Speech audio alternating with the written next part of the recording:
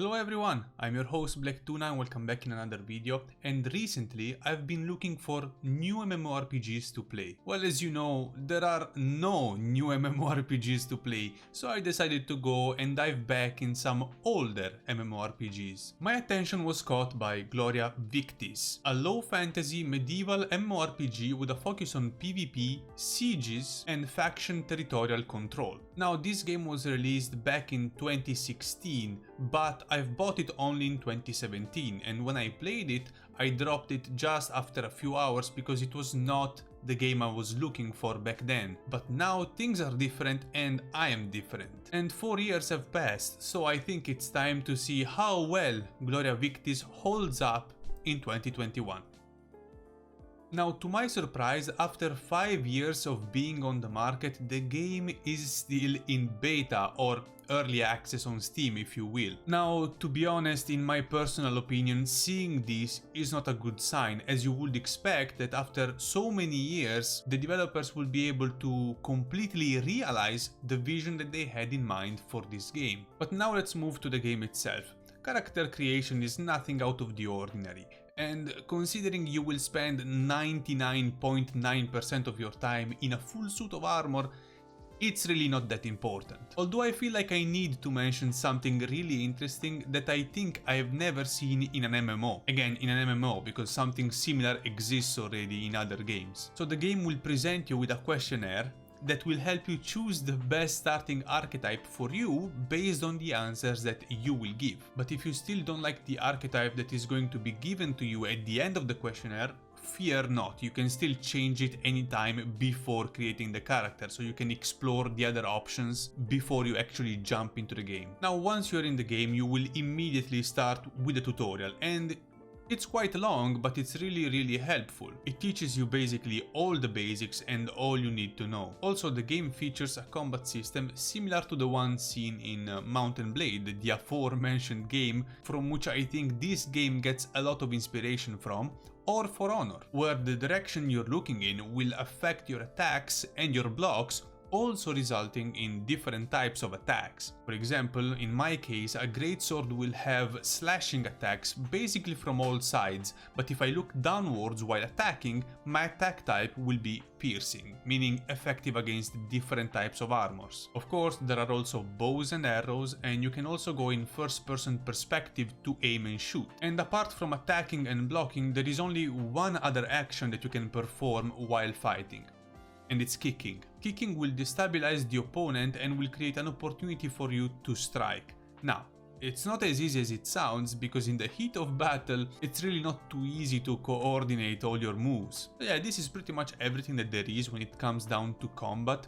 There is no dodging, no rolling, no backstepping. It's simple, a bit rough around the edges, but it works, and we will get to the rough edges a little bit later. Of course, different types of weapons will have different stats, different range, different movesets and whatnot, and every type of weapon will be effective against a different type of armor. And armor does affect your speed, stamina usage and recover, and overall damage, because of course wearing a full suit of heavy armor will make your damage go down a little, because of course it's going to be much harder for your character, for example, to swing his weapon. I hope you see what I'm saying when I say that it's simple, but it works. Back to the tutorial, it will let you go around part of the available safe part of the map. You will level up pretty quickly doing quests, and when you do, you can invest points in your stats and in your abilities. Now, abilities are all passives. There is no skill that you can really use or that you can click on. And now, they don't seem like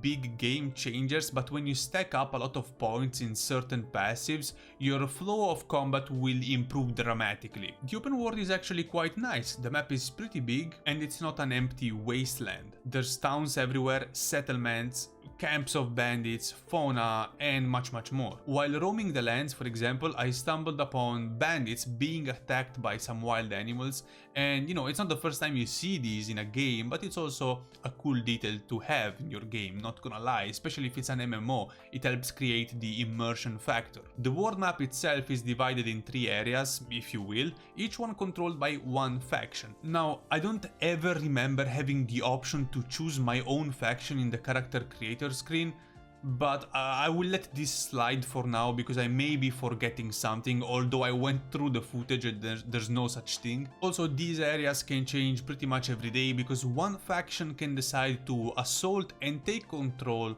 of a city or a castle belonging to the opponent factions. And if the assault is successful, of course, the winning faction will get to control that area and expand their domain. Now, what does having a bigger domain than the others mean? I have absolutely no idea. Really, I don't. I've played now for 20 plus hours and I'm still trying to figure it out. But what you need to know is that once a faction owns an outpost, a city or a castle, players themselves can invest resources in said location and improve it. You can build walls, upgrade them to be tougher, upgrade the crafting station so that players belonging to the same faction can get bonuses when crafting, and so on. And these upgrades also affect the visual aspect of the location. It's a really cool feature if you ask me. Basically everything is going to start in a wooden state, if you will, but I think that upgrading it you will eventually get to stone walls and all that kind of good stuff. You can also do crafting pretty much everywhere in the open world, and the crafting system is straightforward. You click on the item you want to craft, and if you have the resources available, you press the big craft button and you're done. Now, it may be straightforward, but it's not lacking in depth. In fact, there's tons of things that you can make in this game. And I'm talking about weapons, armors, food, bags to carry more stuff, and each of these crafting sections has tens of items in it. Although in order to craft high level items you will need to level up your crafting skill in that specific area, and in order to do so you will have to craft lower level items. Also, yes, I did mention that you can craft bags that allow you to carry more loot, and this is because when you start out the game you will have a very limited inventory that you will be filling up in no time. And in fact, crafting bigger and more bags will not only allow you to carry more loot, but it will also make it harder for enemies to loot you when they kill you. So now, for the juicy and main content of Gloria Victis, I'm talking about, of course, PvP. The game does feature open world PvP, and yes, there are indeed some safe areas, but most of the world is not safe, and you can be ganked at any time and deprived of your loot. Basically, anything in your inventory can be looted, but there is a but. The enemies will only have a few seconds to go through your bags and loot, and every time they will be selecting an item to loot, it will go in some sort of queue. This queue can have a maximum of 6 items at one time in it, and each item, depending on, I guess, its rarity, will need a different amount of time to go from the loot queue to the enemy bag. This makes it very unlikely for an enemy to get everything you were carrying, and makes it so that even when you respawn, you will still have some of your stuff left and won't need to start from scratch. It also helps that if you're low level and you get killed, enemies will most likely leave your gear alone because it's garbage and they don't need it. But I feel like the main component for the PvP is not open world PvP, but are events. Now, there are several types of events. Some of them are sieges, some of them are just PvP, team versus team, I guess some sort of king of the hill or capture the flag, if you will. I mean, you have to capture a flag on a hill, so I guess it's a mix of both words. And others require you to turn on some altars? What? Yeah, that one was a weird one. But apart from it, all the others were pretty cool. In castle sieges, you can even use siege weapons to make your way through the enemy fortress. They truly do look and feel like big battles where everyone is doing something different. You got archers giving the infantry some cover fire, you got people manning the siege weapons, and you got the infantry dying at the enemy doorstep. I was part of the infantry, just FYI. It's basically everything you can dream of, and in some of the PvP events you can loot enemies, in some others you cannot. Not sure what dictates that, but the game gives you a clear warning when you're queuing up for an event where you can be looted or you can loot the enemy. Now, there are a couple of things that I don't really like about how PvP events are handled. First and foremost is how you participate in these events. When one of these is happening, you will be prompted with a message asking you if you want to participate in the event. So no matter where you are, if you click yes, you will be teleported automatically at the event and even almost instantly. And for a game with the emphasis on realism, as they say on their Steam page, this is a little bit weird. Especially now that there are mounts in the game, it will be way cooler if, for example, you'd receive a letter in your inbox from a messenger of the leader of your faction, asking you to participate in a castle siege, for example, and then you would have to ride your horse to the location before the siege starts to effectively take part in it. The second and last thing that mildly annoyed me about PvP events is matchmaking. The first time I joined one of these, I was level 40, I believe, and pretty much everyone in my team, and I also suppose the enemy team, was at level 100. Now these 60 levels of disparity, combined with the difference in gear quality, made me a literal punching bag to the enemy team. I was unable to inflict any meaningful damage to the enemies, and in turn I was also getting two-shotted. Look, I understand that in a realistic context not all soldiers are equally skilled and equally equipped, but I feel like every time I participated in one of these I was a dead weight to my team, managing to scrape just a couple of kills in the whole match just by last hitting some almost dead enemy. And the thing is that when you die, the game tells you that gear has a small impact on a fight and that skill is what matters. You know what? It's true. I do believe that skill is the bigger factor in a PvP, but you cannot really tell me that gear makes a small difference. My heavy hits from a blunt weapon on an armored opponent were doing 30, maybe 40 points of damage at best, when I was losing almost half of my HP bar with one hit. And the bottom line of this is, I would really appreciate if there would be some sort of matchmaking, either by level or by gear score, to give even new players a more enjoyable fight. The player base probably doesn't allow for this type of matchmaking because, well, there's only a few hundreds players playing at any given time across all servers, and I'm not sure this would work. And this low population makes it so that most of the events I tried to take part in were pretty much empty. It was basically me and other 2 or 3 guys waiting for other players to join, and they never did, so I'm guessing there are events that the community prefers over others, as some of the weird ones are clearly left empty, like the one I mentioned earlier about the altars, or the one where we had to protect a priestess and it was just 3 of us, but one was AFK and we had to protect it against a horde of enemies. You know, the enemy team was actually full of people, but we were just 3 people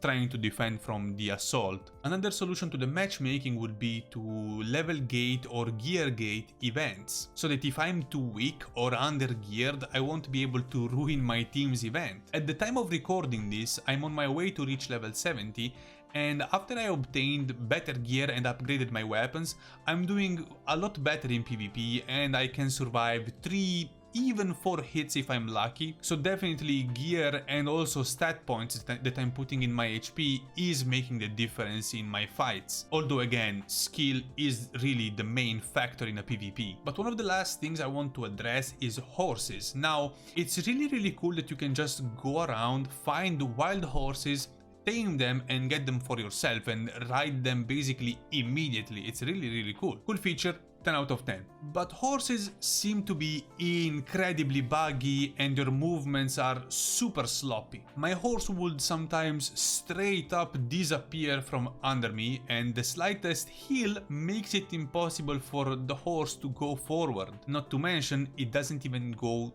that fast. I mean, I'm sure this is actually for gameplay purposes and to not make horses overpowered in battle, but it just adds up to the other issues. Don't get me wrong, they are really helpful and you can even fight and shoot arrows while riding a horse, but I really think they need to be looked at. Horse riding experience, not smooth at all. And another thing about horses that I've seen on the first day I started playing Gloria Victis and I got my horse, is that if I'm, for example, on a horse and I'm trying to run away from a man chasing me on a horse, I cannot get away because this guy would be behind me hitting me while I'm trying to run away, and my horse would be staggered over and over again, and it would be impossible for my horse to start sprinting and run away. While instead it would be really cool if I could make this guy chase me and maybe I would go to my team and they would help me take him down.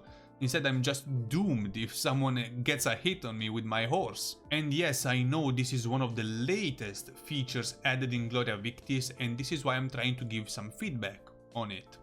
And now for some final notes.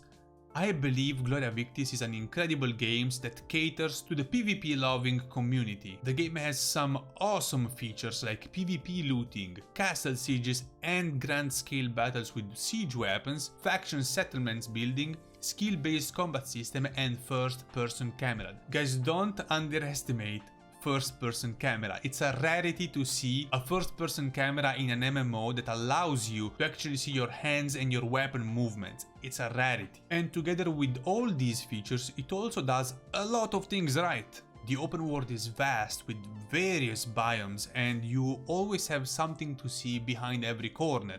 It's rare that you will be roaming for more than a few seconds without seeing, I don't know, an encampment, a town, or some sort of key location. You can also create your own crest that you can put on your shield, or you can swap between multiple weapons on the go. You can open up shop and sell items and horses to other players. Tons of events that you can take part in at any level. And I mean, while playing Gloria Victis, there is always something to do. Now, nothing is perfect, of course, and the combat system itself, while heavily skill-based as I mentioned prior, it's very rough around the edges. I've seen this mostly in PvP, but sometimes the enemy will attack you and the red arrow that tells you where the attack is coming from would not appear. This is notably especially when players cancel their first attack to bait you into blocking in a certain direction and then they would swing from another one. And when launching this second attack, the real one, it happened a couple of times to me that I wouldn't be able to see any red arrow, making it basically impossible